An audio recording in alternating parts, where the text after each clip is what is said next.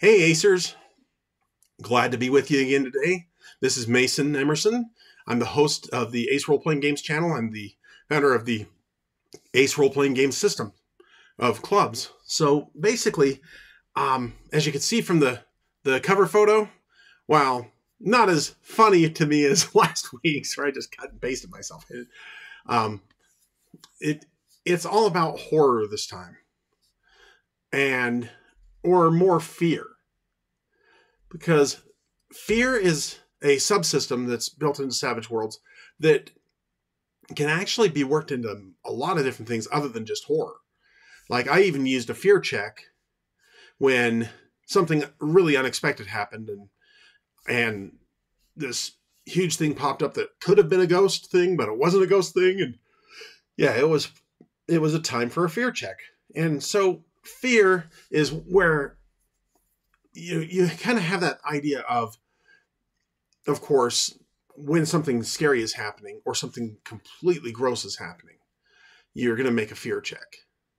So you can have your heroes make a fear check when they are okay, let's take a couple different examples. There's a movie that it has Vikings in it and things like that.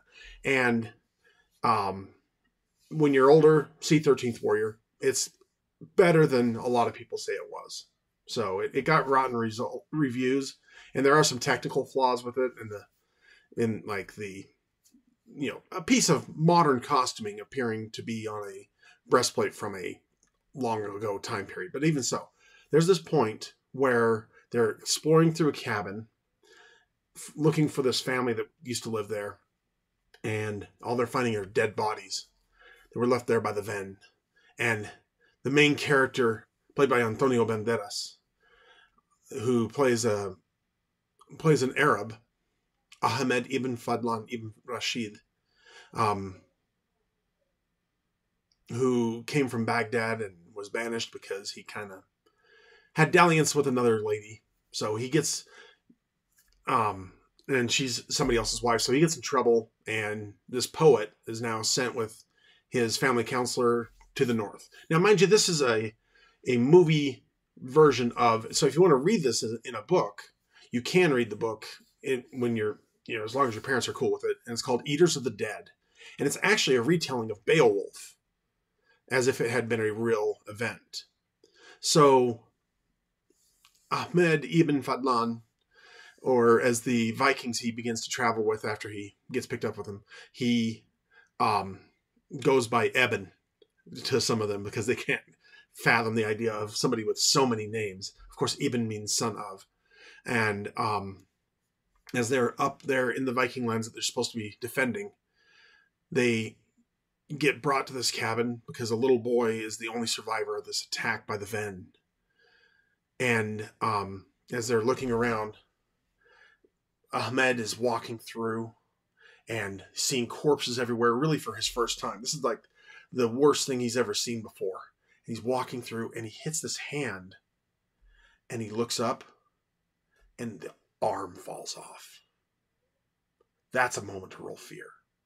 Or even Star Trek II, where Kirk and his away team with Mr. Savick, that is a Navy thing, actually. Even if the officer is a lady, they still call her Mr. Or at least they used to up to a certain point. But yeah, so Lieutenant Savick and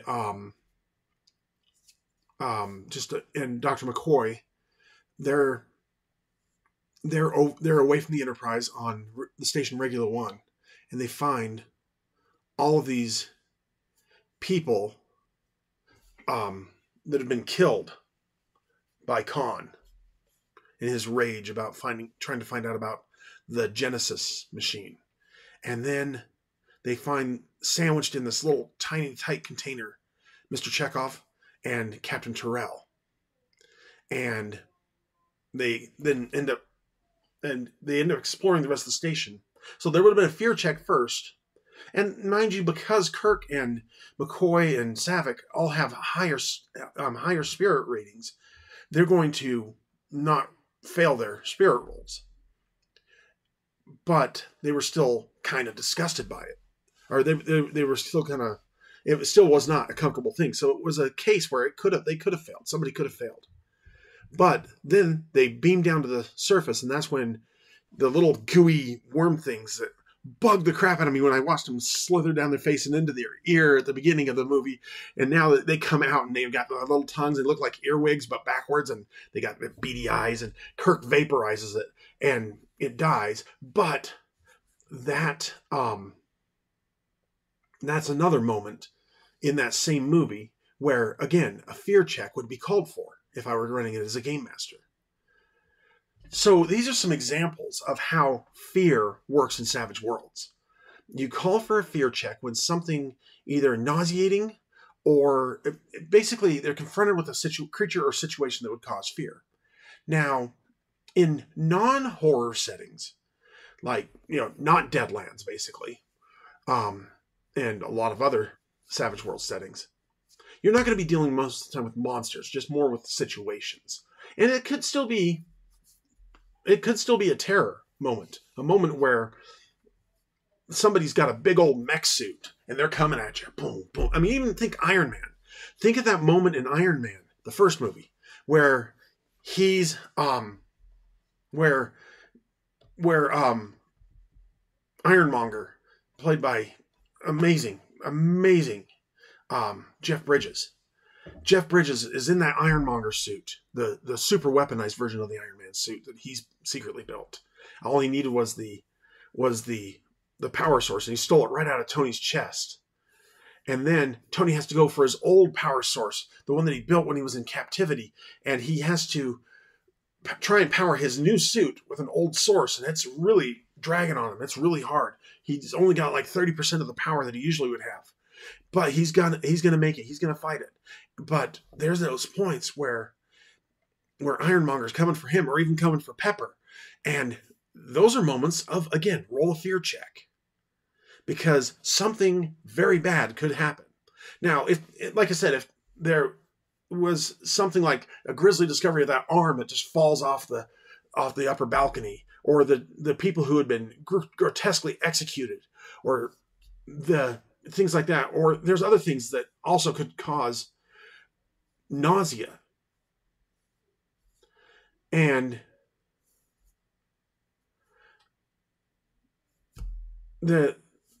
there's something like horrific about like a monster or something. If you're playing a horror setting, the character gets shaken and fatigued if they fail a fear check.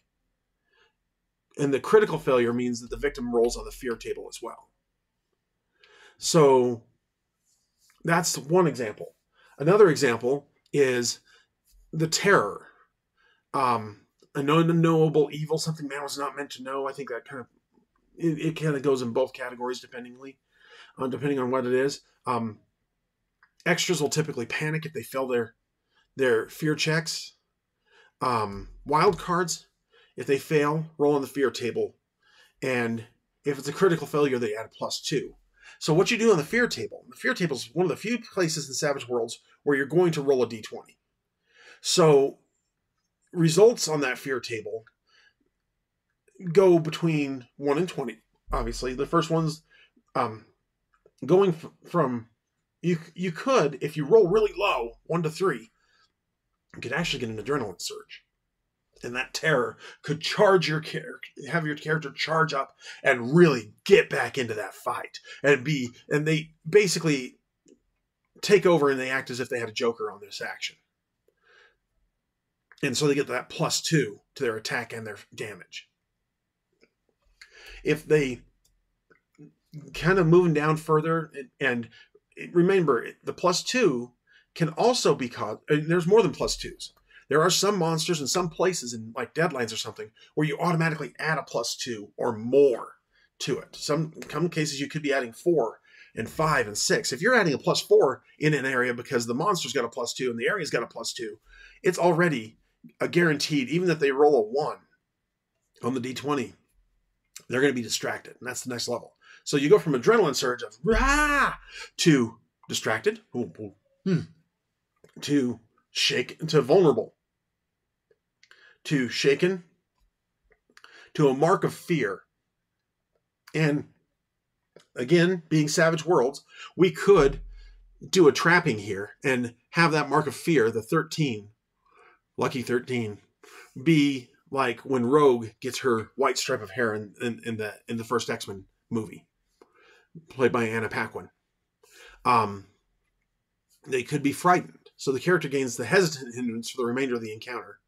If they already have it, they're panicked. And panicked means the characters immediately move their full pace away from the danger and they're shaken. They could develop a minor phobia and gain a hindrance associated with the trauma, or a major phobia. Think of Indiana Jones. When he falls into, initially at the beginning of focusing in on Last Crusade, Indy is a scout, and he's in the cave watching the plunderers as they're plundering the Cross of Cortez, and his chubby scout companion with the rosy cheeks, he's a little scared, and Indy's like, it's only a snake, and kind of tosses it off. But, and incidentally, I will throw out, that was supposed to be 1912 Utah. It was filmed in Utah. You can tell from some of the settings and stuff, but it was like down near Moab. But anyway, then Indy falls into that vat of snakes. I mean, the big snake rears up, and that's stressful enough. And he's got his fear check still going there. He barely passes it.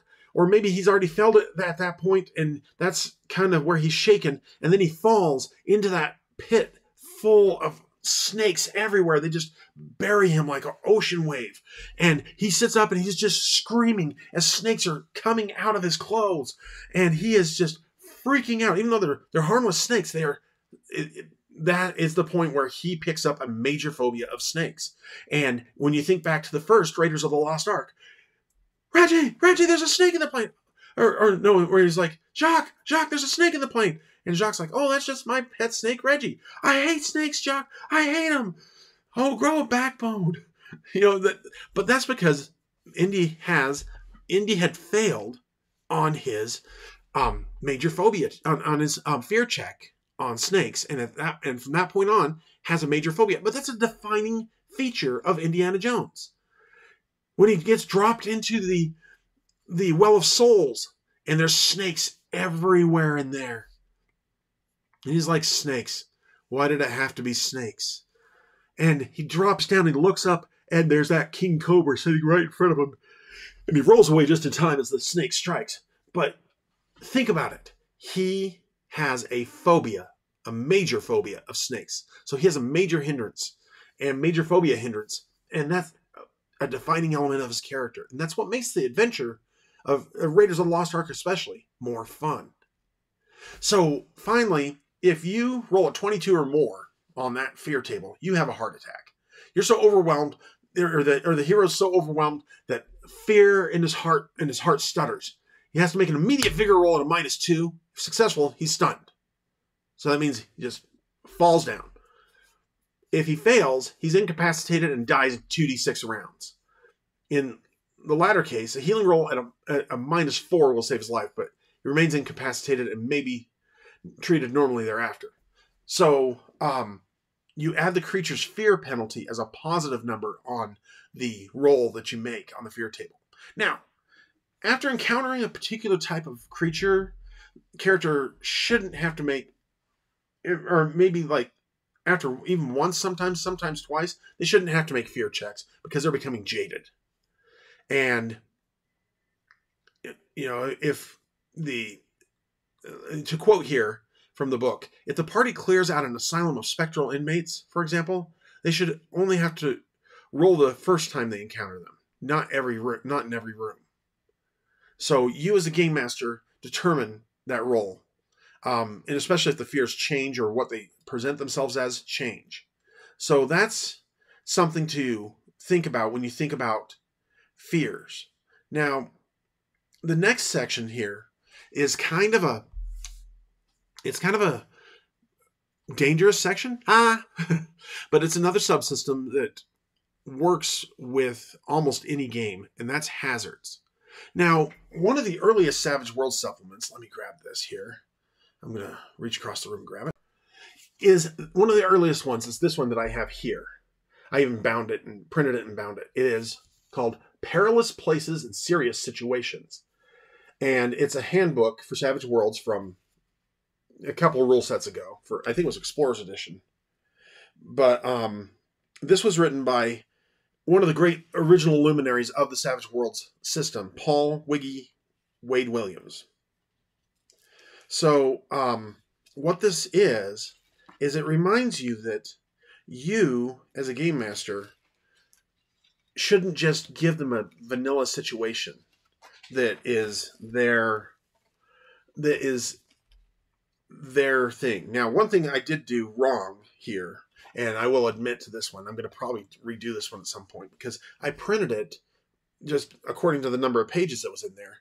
And I even printed on the back of the cardstock that I used for the front cover, I printed the first page, but that should have been over here. So my pages are bound by the outer edge instead of the inner edge. And okay, yeah, my degree's in English and my emphasis was editing. So anyway, so the idea is that this will give you some ideas of ways of making their adventure more memorable.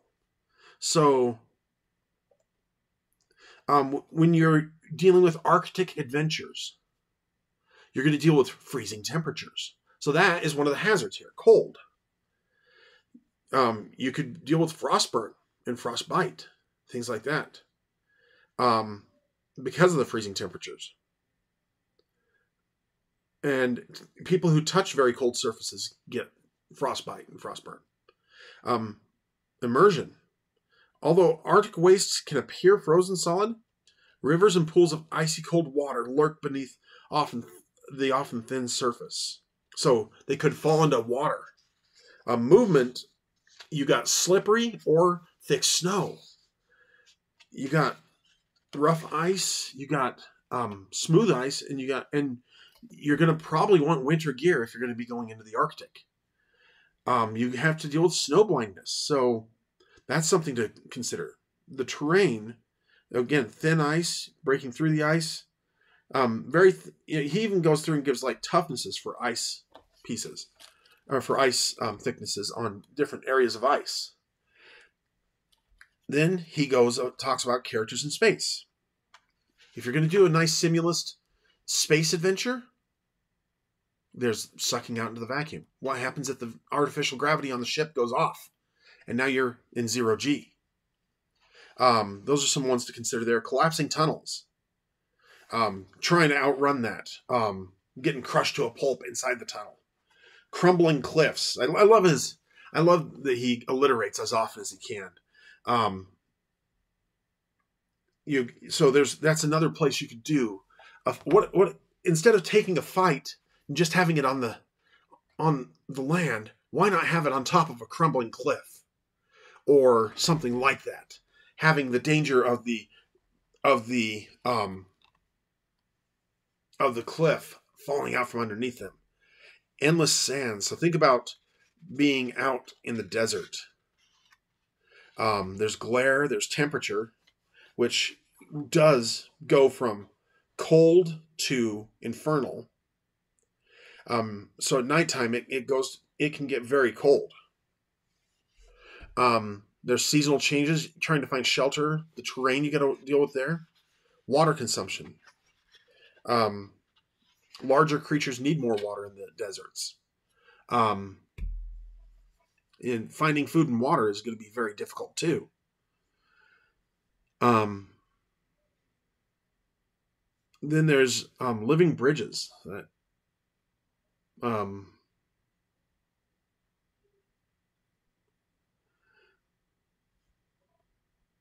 Okay. The living bridges. So he gives the example in Live and Let Die when James Bond gets out of the unbreakable trap by jumping on the backs of alligators.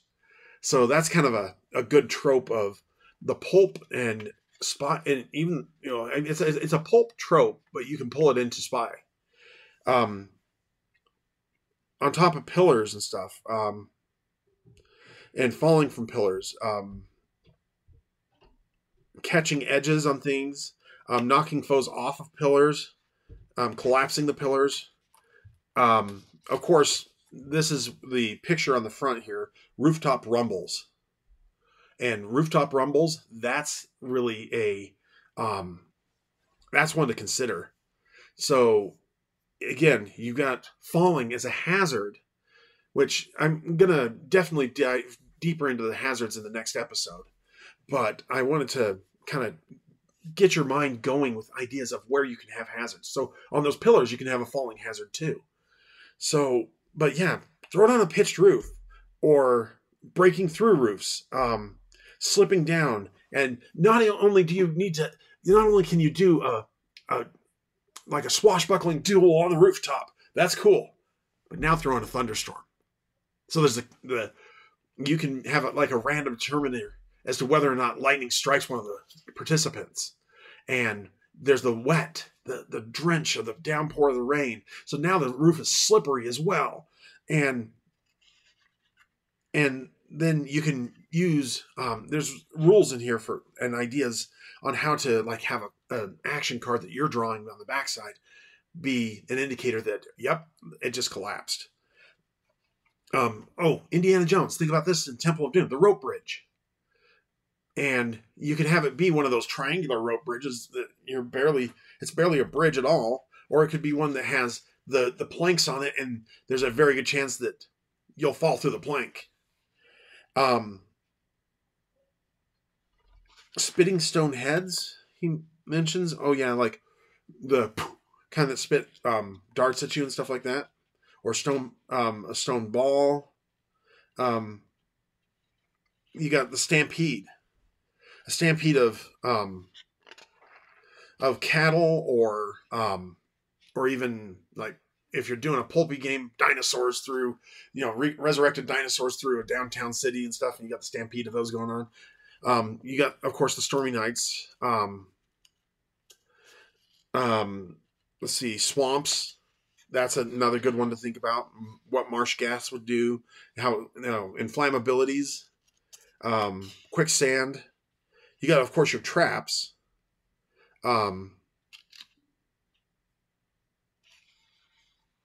You got all sorts of things. You got dangerous and lethal traps. You got portcullises, pit traps, spike traps, projectile traps, blade traps, poison traps. Different. A couple of different kinds of poison trap ideas. The falling block, the special trap, underwater. Oh yeah, if you're doing underwater, like out in space, you have a problem there if things go bad. And if you're doing fantasy, water is a great thing to have them cross, because they either got to take off their armor or sink to the bottom and walk across. Hope they can hold their breath. Air is a big thing there. Explosions they generate the pressure wave. Going too deep in some things can cause pressure issues. In Abyssal, the mini setting that Savage Worlds has, written by Shane Hensley, that one actually does a really cool job at saying, because this is a serious Saturday morning cartoon, we're going to just ignore all of our depressurization science and stuff like that. But if you're doing simulationist or realistic, go ahead and throw in the depressurization. Go ahead and throw the bends in and having to depressurize the thing. Vertical combat. Like when you're climbing, like the scene from Princess Bride. When there's a moment of vertical combat in that, because Wesley's climbing the rope right behind him. They finally make it to the top. Vicini pulls out his knife and saws through the rope, and the rope goes. And that's the moment where our player playing Wesley, his character, has to roll, and he makes an athletics roll to grab onto the cliff. And then he makes another one to climb the next part. He didn't fall. Inconceivable. Yeah, all that.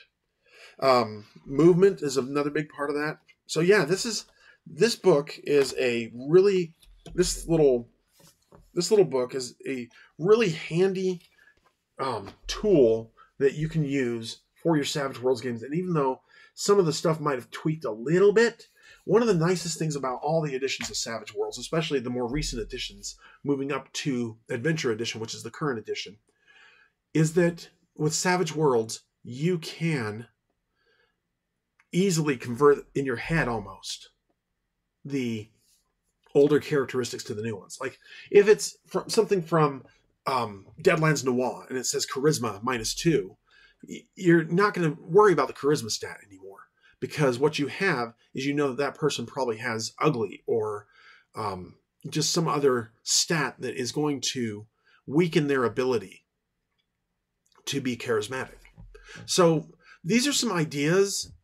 And again, all of those things, if you have a character who has a fear of heights, going back to our fear discussion from earlier, have them make a fear roll and have them make it at a -2 or a -4, depending on.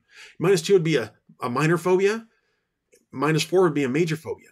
I think maybe because I don't know if I've told you guys, but I have an idea for a fantasy-ish character, a halberdier.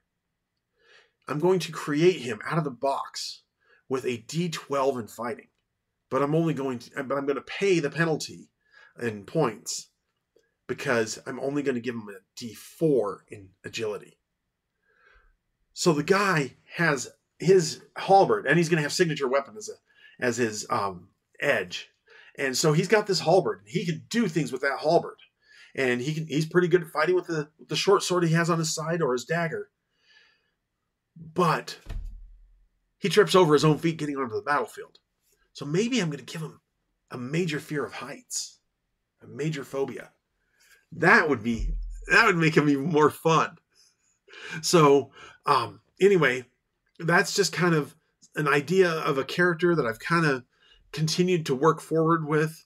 I don't get to play that often, and that's okay. I'm going to try and play this year in Halloween. But I'm hoping that's coming up. They haven't announced it yet. And I'm kind of getting a little nervous that they might not be doing it this year. I've loved doing it. I've done it 3 years in a row. Actually, let's see. 2019, 2020, 2021, 22. So 4 years. We did it 4 years. I'm hoping Halloween 5 is coming out. So anyway, that's all I really have for you today. I'm going to start adding up some other videos under this channel of you guys. I don't know. I think I might put up a new channel just for this one and make a new email for it just so I can have a separate channel. But I started playing Fallout 4. And I know some of you guys out there are probably like, in some people's opinion, that means, yay, you're an actual video gamer. In other people's opinion, it's like, that's old hat. You need to be playing modern games. And me, I play Valheim, and that's one of my favorite games. But regardless, I think that there's a lot of good storytelling in that.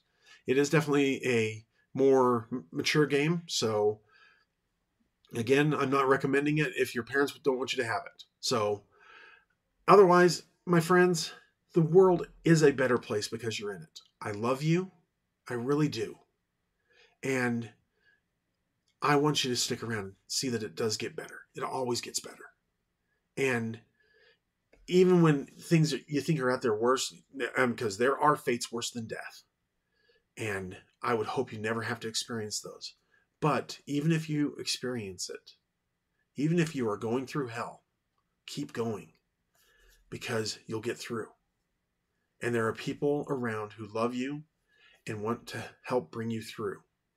Even if you're confused and have questions and don't know which way to turn, there are grown-ups out there and other places to turn to ask for that help. Reach out. Ask for the help. Ask to have your questions clarified. Me, I'm just clarifying rules for a role-playing game. But I hope that maybe it gives you some ideas on how you can use the role-playing game experience to take one more approach at approaching your life and keep it around. So, again, I love you. Stick around.